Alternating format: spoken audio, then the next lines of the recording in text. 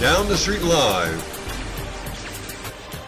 Meeting interesting people throughout America and beyond. I've always been attracted to unique people. You know, the ones that have an intriguing story to tell.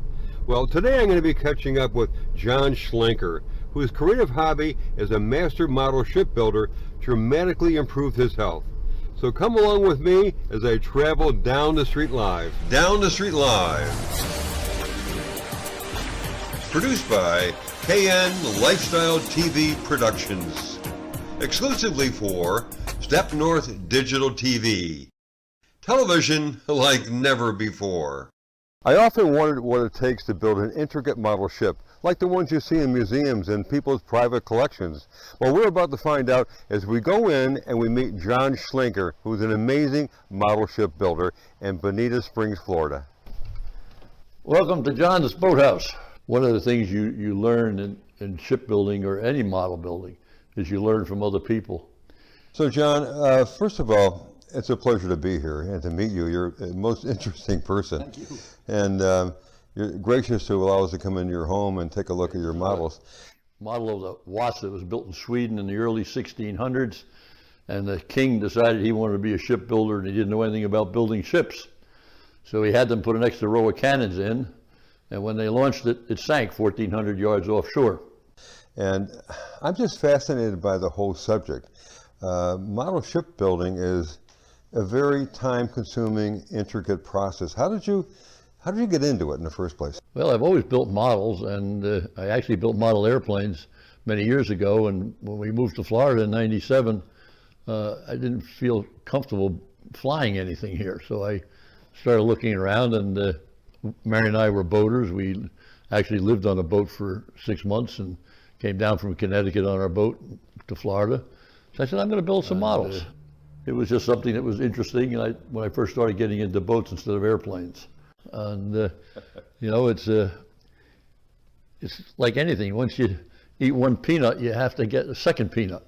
And so I've got a lot of peanuts. The Swedish government raised it in around 1960 or 70 and restored it as a museum.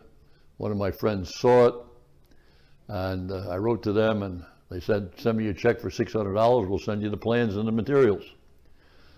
3 months later, it all arrived. Everything was in Italian. It's just a lot of fun. I'm a very hyper person, and this calms me down, and I work out in my garage on them, or at least I used to, and I could talk to the garage, and they never talk back. So, and I could make a mess, and that was my room. So the most difficult thing in model building today is to find a store where you can buy them. It's very difficult to find a good hobby stores, like the old hardware stores. They're not around anymore. John, what's intriguing to me is the amount of time that it takes to actually create one of these models. I know each one is different, and you do take some time off to play golf and to go out on your motorhome to various places around the nation. But when you're working on it, give us a sense for how long it actually takes to make one. The sailboats are basically 2 to 3 years. This was a practice ship that I built to get me to learn how to do sails, to stain them with tea, and after they were installed, you put a fan on it, and then I sprayed it with varnish to hold them in place, because I was going to build after this a Spanish Galleon, which is our mascot for our clubhouse, and that had to be a perfect model. So this was basically a training ship for me. Building the Titanic, which I did many years ago, was one of the most fascinating pieces I built, because they gave me the history of how the boat was created. Painting, the finishing touches were as much part of building the Titanic as building the actual wood model. 2,300 portholes in the Titanic. In building the model, there's 8 different steps of painting before you put certain pieces in, and it's a lot of work. But it comes out looking really like the original piece. You have to have the patience and you have to accept perfection. If you're willing to cheat, don't build models.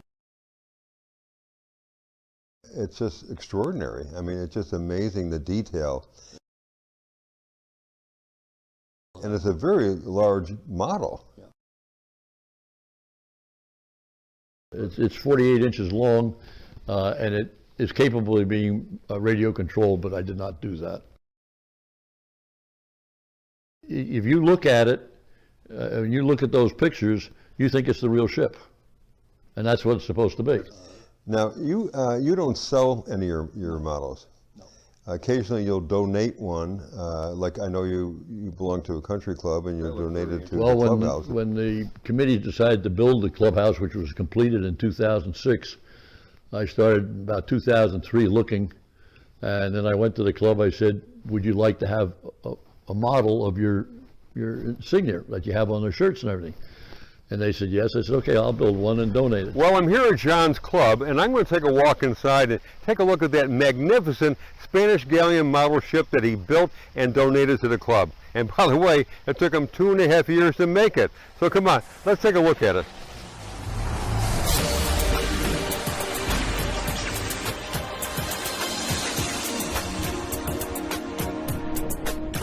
$5,000 rivets, or peering of rivets.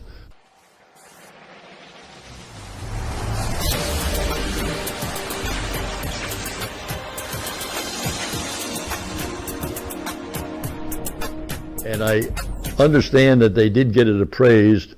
I've never seen the paperwork on that, but they said it was appraised at $25,000.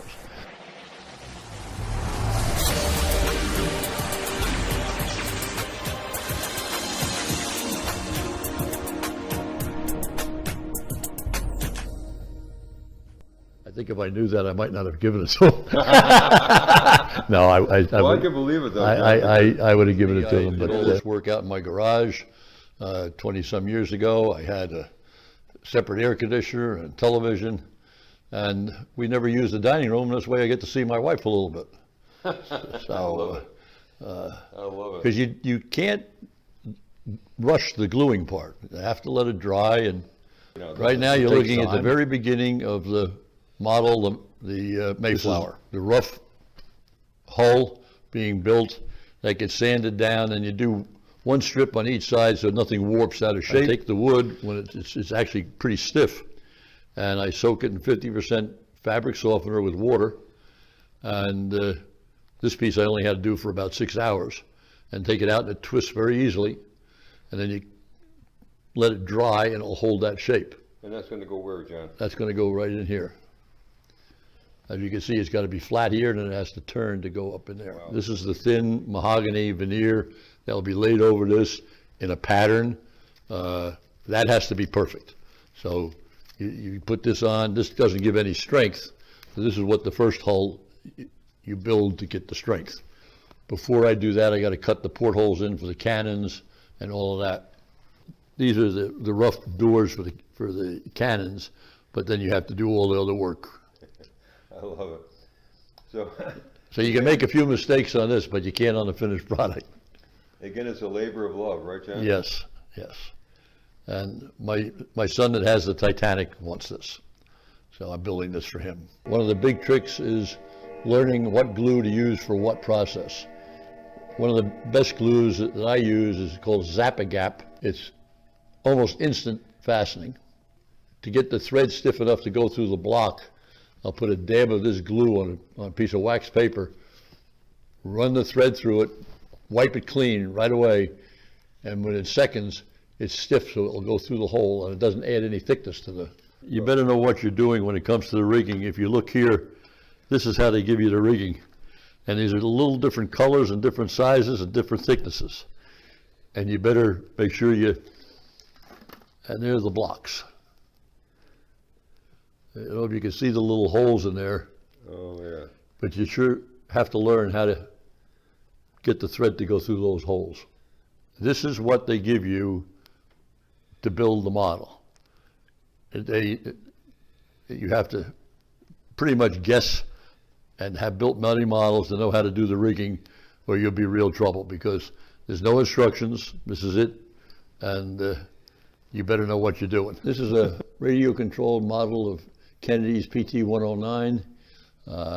I built it just for the fun of having a new toy to play with, and I take it down on the pond where we live, and I'll throw out some bean bags with a ball attached to a rope, and a little obstacle course so I can go flying around and see how fast I can go.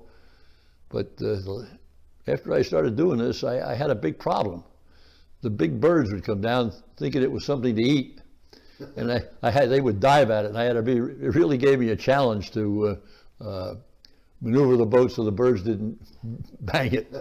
You'd be surprised how fast it goes. It really moves along for a little battery-powered boat. It was I believe it's the first nuclear-powered aircraft carrier.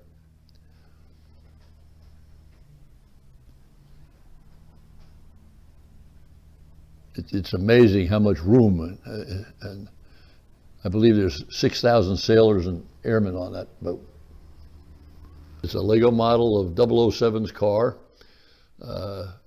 If you turn the tailpipes in the back, the seats eject and all kinds of things happen. But if you push other buttons, I don't remember which it is, the swords come out of the headlights. And it does everything the old 007 car did. Wow. And it's amazing. I put together for a friend of mine. He had it and didn't know how to build it, and he's a big Harley fan, so I built it for him. All metal. It's fairly heavy, yes. It's like I say, it's all metal and it's not plastic. And it was fun to build. It was really fun to build. Because at one time I had a motorcycle myself, so it brought back a few memories. Very interesting model that I made, of a boat that's used on Lake Tahoe in Nevada. And the interesting thing was the mahogany to build that. It was very brittle. And after consulting with a lot of people, I learned to take the wood and put it in a tube with 50% water and 50% fabric softener overnight. I could take that wood and tie it in a bow. So then I'd clamp it on the side of the boat and pin it, and when it dried, then I could take it off and glue it, but it held its shape.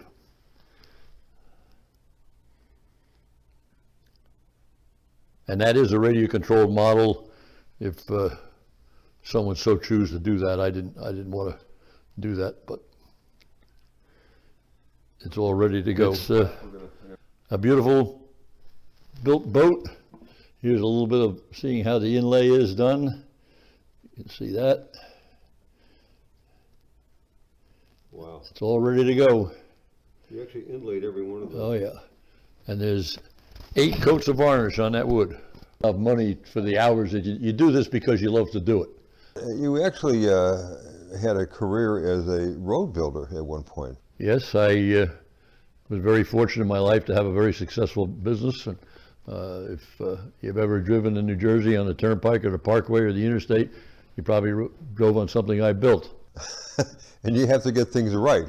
And at 50 years of age, I went for my physical, and the doctor gave me 6 months to live. I quit my job the next day. Oh, this hobby that you have now, which is amazing, like you mentioned, it calms you down, right? I retired, and my blood pressure right now is 125 over 60. It was 200 over 100. But I'm very blessed that I love my models, and I also have a wife of 61 years that I love too. Next week on Down the Street Live, we're going to catch up with Christopher Karnrick. He is a whole food, plant-based, non-oil chef extraordinaire. So don't miss it. We'll see you then. Down the Street Live,